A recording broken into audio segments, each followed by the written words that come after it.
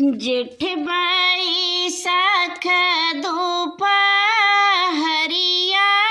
विदेशिया विदेश चाल विदेशिया विदेश चाल हो उन करी धनिया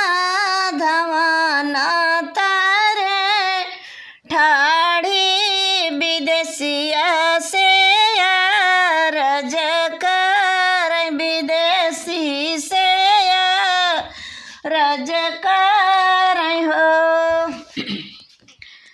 जऊ मोर मुड़वा पीरई है जर जोड़ी होई है जर जोड़ी होई है हो राजायंत्र भीतर कैद रदिया कहब हम कैसे कहब हम कैसे हो धना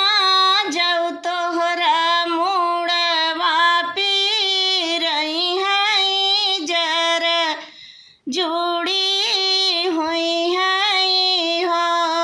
धना चिट्ठी लिखी भेजू सन देसवा घरे है चला आऊब घरे है चला आऊब हो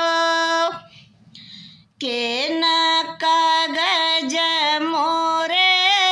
लई है तके न कलमिया जे के न कलमिया हो राजा के न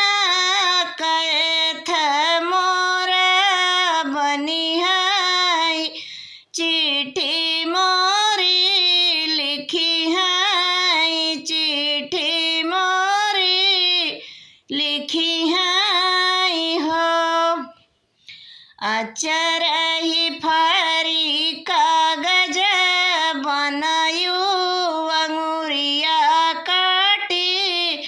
कलम अंगुरिया काटी कलम हो धना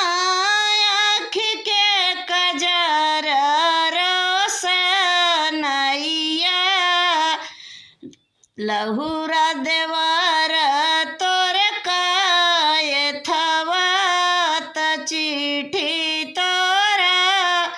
लिखी है चिट्ठी तोहरा लिखी है हो बोली पाए